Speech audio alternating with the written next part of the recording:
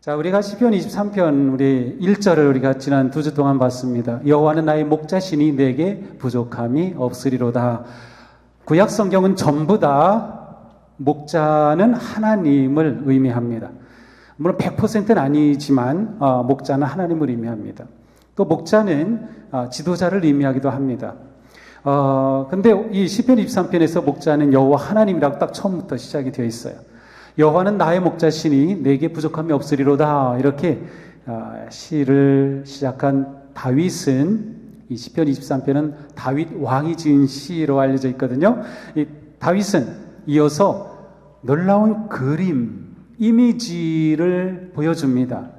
그가 나를 푸른 풀밭에 누이시고, 이 시를 읽는 순간 우리 마음에는 푸른 풀밭이 쫙 그려집니다. 풀밭에 누워있는 그러한 아주 사랑스러운 양의 모습이 그려지죠. 강력한 그림 언어로 그 다음 다윗은 계속 노래하고 있습니다. 우리가 지난주에 본 것처럼 시편 23편의 지리적인 그런 배경은 푸른 풀밭이라고 하는 단어가 나오지만 실제로는 광야입니다. 돌이 많고 이런 풀 같은 것, 나무 같은 것이 거의 없는, 그래서 우리 저번 그 성지순례 가셨던 분들은 광야가 확 들어올 겁니다. 올라가서 한번 전체 조망한 적이 있죠. 완전히 이게 광야구나. 바로 그렇습니다. 자, 그런데 다윗은 이 광야가 배경인 목자와 양의 모습을 그리면서 뜻밖의 단어를 사용합니다. 푸른 풀밭이라는 단어를 씁니다. 광야가 있는 땅인데 푸른 풀밭이라고 합니다. 근데 여기서 풀밭이라고 하는 단어는 성경에서 똑같은 단어가 몇 가지로 번역이 됩니다. 풀밭이라는 단어뿐만 아니라 새싹으로도 번역이 되고요. 또 um이 튼다고 하죠. 그러니까 새음으로도 번역이 되고 새풀이라고도 번역이 됩니다. 같은 단어이지만, 근데 저 시편 23편은 풀밭으로 번역이 돼 있어요. 그러므로 여기서 말하는 푸른 풀밭이라고 하는 것은 넓은 초원이 아니라 광야 가운데에서 푸릇푸릇하게 돋아난 싹들이 있는, 그렇게 풀들이 돋아나 있는 상태를 말합니다.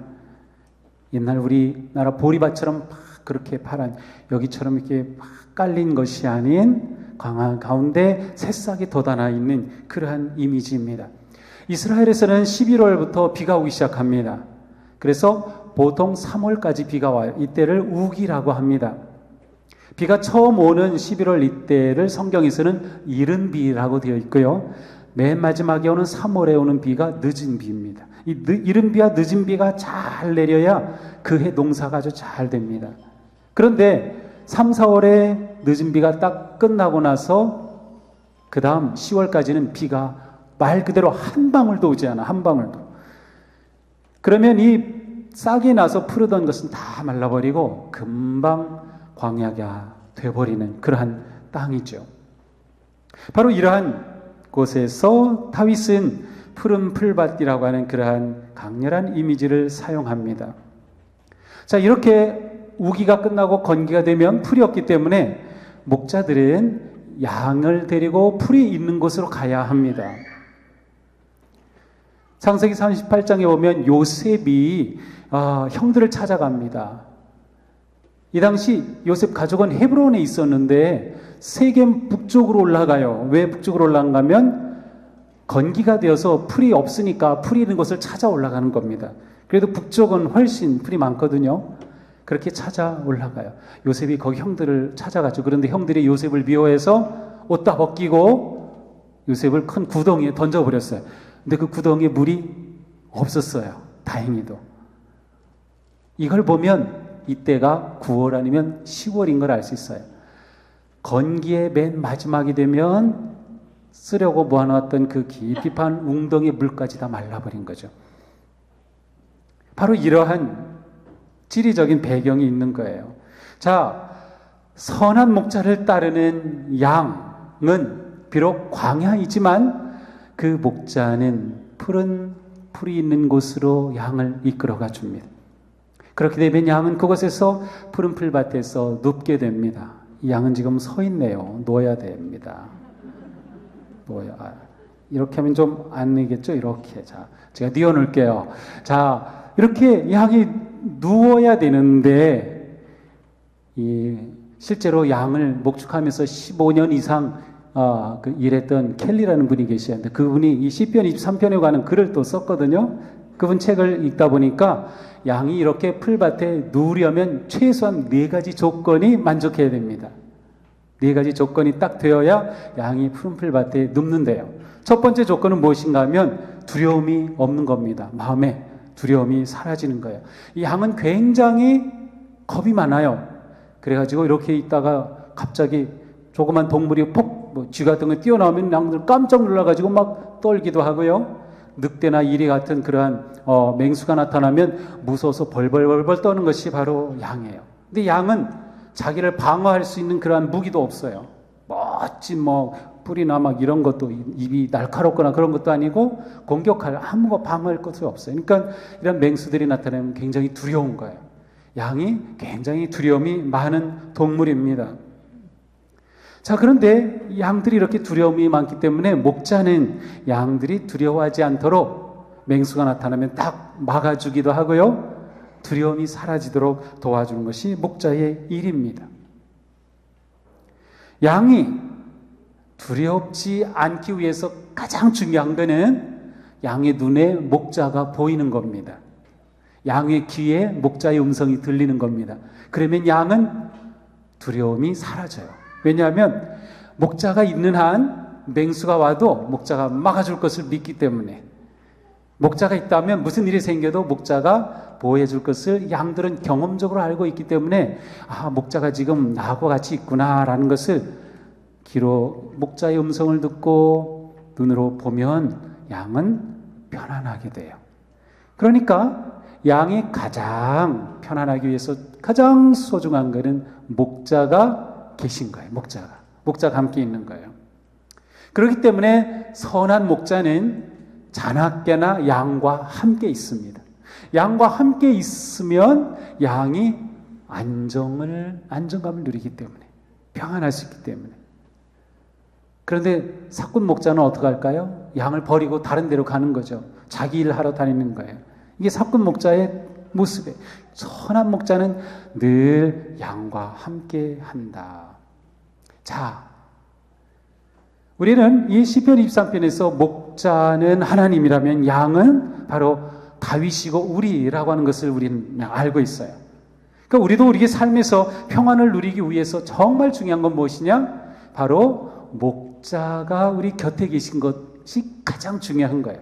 우리가 평안하기 위해서, 우리 마음이, 우리 삶이 평화롭기 위해서 가장 중요한 것은 목자가 우리 곁에 계시는 거예요. 근데 사실은 목자는 언제나 우리 곁에 계시려고 하는데, 문제는 우리가 목자 곁에 있지 않는 게 문제인 거예요. 우리는 자꾸 목자 곁을 떠나요. 내가 뭘 하겠다고 자꾸 떠나죠. 목자 곁에 머물러야 되는 거예요. 우리가 평화로운 삶을 살기 위해서는 주님이 가장 중요하다. 그러므로 부활의 주님이 나와 함께 하신다고 하는 그 믿음과 확신이 우리가 평화로운 삶을 살기 위해 가장 중요한 거예요. 어떤 상황에서 주님이 나와 함께 하신다고 하는 확신과 믿음을 갖는 것이 정말 중요한 거예요.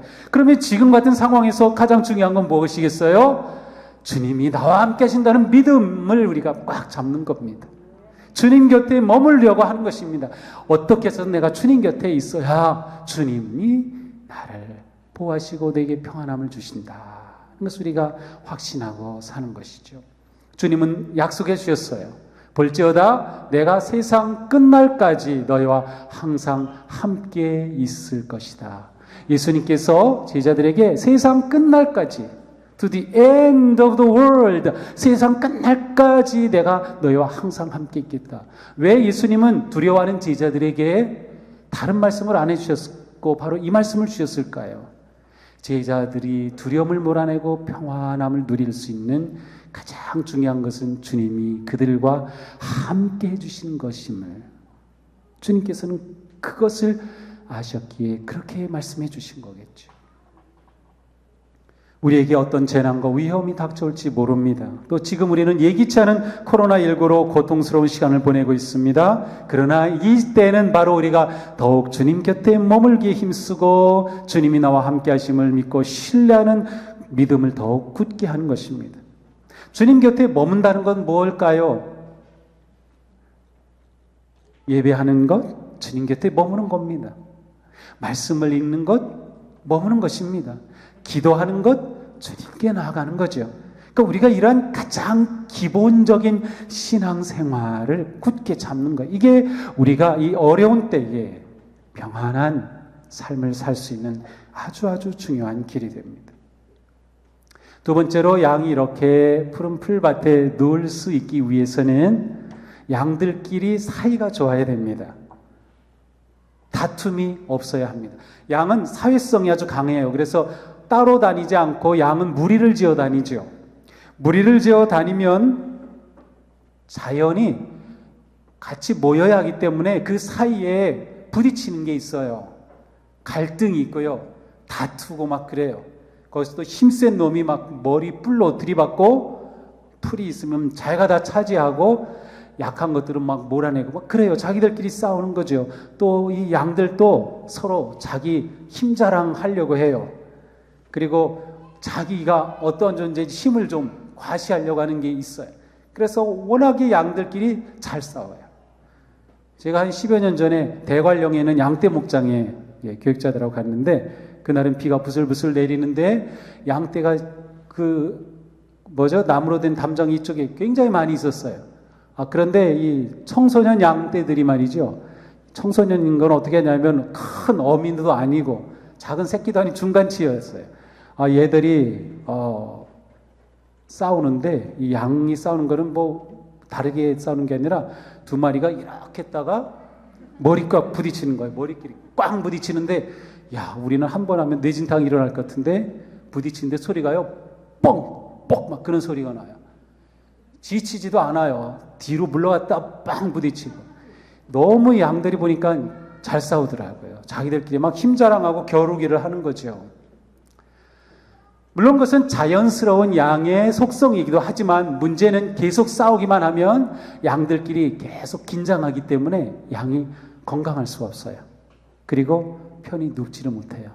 자기들끼리 경쟁하고 싸우면 말이죠. 그래서 양이 눕기 위해서는 사이가 좋아야 돼요. 다툼이 없어야 하죠. 에스겔서 34장에 보니까 하나님께서 이스라엘 백성들을 양에 비유하시면서 이런 말씀을 하셨어요. 내가 내 양떼를 먹여주겠다. 양떼를 눕게 하겠다. 그리고 헤매는 양 내가 찾아오고 잃어버린 양 내가 도로 데려오고 다리가 부러진 양 내가 치료해 주겠다. 약한 양은 튼튼하게 만들어 주겠다. 하지만 살찌고 힘센 것들은 내가 심판하겠다. 왜냐? 힘센 것들이 옆구리와 머리로 약한 것들을 밀어내고 흩어지게 했기 때문이다. 이 말씀을 주신 것은 그 당시 이 목축업을 하는 이스라엘 백성들이 이 말이 뭔지를 잘 알아요. 양들끼리 어떤지를 알기 때문에. 하나님께서 오셔서 양들끼리 그렇게 서로 싸우고 갈등하고 다투는 그 모든, 그리고 거기서 일어난 그 모든 아픔을 치유해 주시겠다. 그들 안에 평화를 주시겠다는 약속의 말씀이죠. 자, 그런데 놀라운 사실이 있어요. 양들이 그렇게 싸우다가도 주인이 딱 나타나면 싸우지 않아요. 참 이상하죠? 그렇게 싸우다가도 주인이 딱 나타나면 양들이 더 이상 싸우질 않는 거죠. 목자가 나타나면 양의 행동이 바뀐다는 거예요. 왜 그럴까요? 양들은 경험적으로 알아요. 목자가 나타나면 우리가 싸운 거 들키면 우리가 혼난다는 걸 알아요. 그리고 힘센 놈이 막 그러다가 목자가 나타나면 혼나는 걸 알죠. 목자는 와서 공평하게 모든 양들이 다 풀을 다 같이 먹도록 그렇게 돌봐주는 것을 양들은 알기 때문에 목자가 오면 싸우지 않는다는 겁니다. 우리도 양과 다를 바 없어요. 우리 사는 이 세상 엄청난 경쟁 속에 살죠. 생존 경쟁이죠. 자기 주장이 강하죠. 앞서기 위해서 막 들이받죠. 자신의 자리, 힘을 지키기 위해서 남에게 상처를 주며 경쟁하는 세상이 우리가 사는 이 세상이에요. 그러니까 그 안에서 많은 아픔이 생기고 갈등이 생기고 증오와 불만이 생기죠. 우리의 삶에서 공격적이고 적대적이고 이기적이고 갈등과 아픔을 가져오는 이 모든 것들은 우리의 목자이신 주님이 계시면 그 모든 문제가 끝납니다. 이게 중요해요. 그러니까 우리 안에 문제가 많다 하면은 우리는 이렇게 생각해 보는 거죠. 거꾸로 내가 내 안에 주님이 계시지 않은가 봐. 내가 너무 강한 거야. 정말 주님이 계신 교회는 평안합니다. 물론 의견이 다른 거 있을 수 있고요. 갈등 생기지만 금방 주님께서 원하시는 길을 찾아가는 거예요. 주님이 계신 가정은 평안합니다. 주님이 계신 우리의 삶은 평안합니다. 주님은 우리가 양이 풀밭에 눕는 것처럼 그렇게 평안하고 만족한 삶을 살기를 원하시어요. 그래서 우리에게 와주신 것이겠죠. 또한 세 번째로 양이 이렇게 눕기 위해서는 해충이 없어야 됩니다. 이 양을 괴롭히는 해충이 굉장히 많아요. 진드기, 말파리, 쇠파리 막 이런 것들이 막 와가지고 이 눈에도 들어가고 귀에 코에 막 들어가서 이 안에 들어가서 앓고 막 그러면 양이 괴로워가지고 막 펄쩍펄쩍 뛰기도 하고 막 가서 머리 부딪히기도 하고 막 그래요. 그러니까 목자는 양에게 해충이 생기면 금방 그걸 제거해주고 양을 깨끗하게 해줍니다. 이게 목자가 하는 굉장히 중요한 일이에요. 목자는 딱 양을 보면 얘가 지금 이상하다, 해충이 들어갔나 보다 딱 보이면 그 양을 데려다가 씻어주고 깎아주고 또 치료해주고 때로는 찐득이 같은 것들이 알을 쓸지 못하게 약도 발라줍니다. 그렇게 해야 양이 그 고통이 없을 때 편안하게 누울 수가 있는 것입니다. 우리 삶에도 이런 일들이 많이 일어납니다. 벌레에 물리는 것처럼 크고 작은 일들로 우리는 마음이 상합니다. 힘들어지고 고통스럽고 신경 쓰이는 일들이 많이 생기죠. 우리의 삶을 괴롭히는 많은 마음의 벌레들이 얼마나 많이 있습니까? 이것들이 우리의 마음을 갉아먹어서 우리의 평화를 빼앗아가요. 그런데 우리의 선한 목자이신 주님은 우리에게서 그 벌레를 제거해 주셔요. 성경을 보면 성령님이 그 일을 해 주시는 것을 볼 수 있어요. 성령님이 하시는 일은 우리를 깨끗하게 하여 주시고 우리를 만져주시고 치유하시고 새롭게 해 주셔요. 성령님이 곧 주님이시잖아요. 주님께서 우리와 함께 해 주시는 그 거룩하신 분이 성령님이잖아요. 그러니까 우리가 해충이 없이 평안한 삶을 위해서는 성령님을 의지해야 돼요. 성령님께서 오셔서 나를 만지시도록 기도를 해야죠. 그러니까 그죠? 성령님께 나를 내어 드려야죠. 성령님, 제가 이것 때문에 마음이 이렇습니다. 벌레가 들어왔어요. 이 벌레 잡아주세요. 성령님께 내 삶을 맡기고 나를 깨끗하게 거룩하게 만들어가는 것, 우리가 해야 할 아주 중요한 일입니다. 우리에게 선한 목자가 계시다는 것이 얼마나 행복한 일이에요. 얼마나 놀라운 일이에요. 또한 양이 이렇게 편안히 누울 수 있는 것은 배가 부를 때입니다. 만족할 때. 양은 배가 부르지 않으면 계속 풀을 찾아서 뜯어야만 합니다. 계속 풀을 먹어요. 계속 지치지도 않고 먹어요. 근데 딱 차면 그때는 누울 수가 있습니다. 이스라엘에서 양을 키운다고 할 때 광야에서 키우는 것이기 때문에 양들이 배불리 먹을 수 있는 풀을 구하는 것이 정말 쉽지 않습니다. 우기 때는 비가 내리고 싹들이 계속 나기 때문에 괜찮아요. 그런데 건기로 들어가서 시간이 지나면 그때가 문제입니다. 방법은 두 가지입니다. 하나는 그 광야의 땅에 돌을 다 골라내고 깊이 파고 거름을 주고 씨앗을 뿌려 좋은 풀이 자라게 해서 풀밭을 만들어 주는 겁니다. 당연히 물을 공급해야 되겠죠. 그렇게 하려면 이 목자가 얼마나 많은 수고를 들여야 하는지 모릅니다. 근데 이스라엘은 대체로 이렇게 할 땅이 거의 없습니다. 농사를 지어서 먹어야 할 땅을 그렇게 해줄 수도 없잖아요. 그러니까 두 번째 방법을 사용하는 거죠. 그것은 풀이 있는 곳으로 가야 되는 것이에요. 건기에도 풀이 있는 곳이 있거든요. 바로 그곳으로 찾아가는 거죠. 대체로 목자들은 양들을 데리고 풀이 있는 곳으로 이끌어 갑니다. 그러기 위해서 목자는 끊임없이 양들을 풀이 있는 곳으로 이끌어주고 돌보는 수고와 노력을 멈추지 말아야 합니다. 광야 같은 곳임에도 불구하고 그가 나를 푸른 풀밭에 누이시며 쉴 만한 물가로 인도하시는도다 라고 고백했다고 하는 사실은 목자가 그만큼 애써서 사랑해 줬음을 나타내는 거예요. 다윗은 이 고백을 통해 하나님께서 목자 되셔서 얼마나 자신을 그렇게 보살펴 주었는지를 간접적으로 드러내고 있는 것입니다. 푸른 풀밭은 바로 양이 눕기 위해 가장 필요한 요건이죠. 평화와 만족함을 위해서 말이죠. 그러므로 양이 풀밭에 눕는 것은 두려움, 긴장감, 괴로움, 배고픔으로부터 해방되었음을 의미합니다. 그러니까 양이 누워있다. 그거는 정말 만족한 거, 완벽한 상태예요. 그런데 양이 스스로 이렇게 할 수 없다는 것이 문제입니다. 양이 스스로 벌레를 몰아낼 수 없고요. 스스로 풀 있는 곳을 멀리 보고 어디 있는지 알아서 찾아가는 것이 불가능합니다. 결국 이 모든 것은 목자에게 달려있는 것이죠. 양에게 이러한 만족감과 평안함을 줄 수 있는 것은 오직 목자밖에는 없습니다. 양들의 만족감, 평안함, 풀밭에 눕는 이것은 목자의 부지런함에 달려 있습니다. 여기에 중요한 사실이 있어요.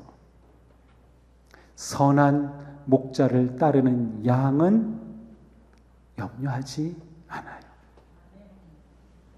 선한 목자를 따르는 양은 불안에 사로잡혀 내일을 걱정하지 않아요. 왜냐하면 목자가 인도해 주심을 알고 있기 때문이죠. 목자가 공급해 주심을 알고 있기 때문이에요. 예수님이 말씀하셨습니다. 나는 선한 목자다. 이 말씀에는 무엇이 담겨 있는가 하면 예수님께서 우리를 양과 같이 돌보시기 위해서 그 모든 수고를 아끼지 않으시겠다는 뜻이에요. 그냥 나는 목자고 너희들은 양이야, 그런 관계를 딱 말하는 것으로 끝나는 게 아니라 목자 되신 주님께서는 선한 목자이기 때문에 양을 위해서 최선의 것을 공급하기 위한 모든 노력을 아끼지 않겠다는 뜻입니다.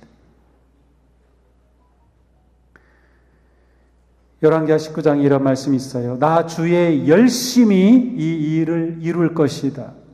에스겔에서도 우리가 이 똑같은 표현을 본 적이 있어요. 나의 열심히, 하나님께서 열심히 하시겠다는 말씀이에요. 놀랍지 않아요? 전지전능하신 하나님께서 그냥 다 이루실 것 같은데 하나님이 열심히 하시겠다. 하나님이 땀 흘리시겠다는 거죠. 왜? 선한 목자이시기 때문에 양들을 그렇게 돌보시고 사랑하시려고 애쓰고 수고하시겠다는 것이 주님의 말씀입니다. 만약 주님께서 우리를 위하여 이렇게 애써주시지 않았다면 우리의 영혼은 지금 광야를 헤매고 있을 것입니다. 선한 목자신 주님을 따르는 그러한 양에게는 언제나 공급하심과 돌보심과 예비하심이 있습니다. 그러기에 염려와 걱정과 모든 불안까지도 선한 목자 앞에서는 다 사라질 수 있는 것이죠. 주님은 말씀하십니다. 그러므로 염려하여 이르기를 무엇을 먹을까, 무엇을 마실까, 무엇을 입을까 하지 말라. 이는 다 이방인들이 구하는 것이라. 이방인들이 구하는 것이라. 선한 목자가 없는 자들이 구하는 것이라. 너희 하늘 아버지께서 너희의 선한 목자 이 모든 것이 너희에게 있어야 할 줄을 아시느니라. 그런즉 너희는 먼저 그의 나라와 그의 의를 구하라. 너희는 먼저 목자를 구하면 되는 겁니다. 목자가 이 모든 것을 공급하기 때문이죠. 그리하면 이 모든 것을 너희에게 더하시리라. 그러므로 내일을 위하여 염려하지 말라. 내일 일은 내일이 염려할 것이요 한 날의 괴로움은 꿀로 족하니라. 그렇습니다. 선한 목자신 주님께서 우리를 이렇게 돌보아 주시는 겁니다. 코로나19로 염려와 불안이 넘치고 미래가 불확실한 지금, 우리는 더욱더 선한 목자이신 주님을 의지할 때입니다. 주님을 구하고 주님을 신뢰함으로 따릅시다. 이런 상황에서 우리가 어떻게 나가야 할지 주님의 지혜를 구하는 것입니다. 주님의 인도하심을 구하는 거죠. 그리고 주님은 지금도 우리를 위해서 열심히 일하고 계심을 기억하십시오. 주님이 나를 위해 땀 흘리고 계시다는 것을 기억하는 겁니다.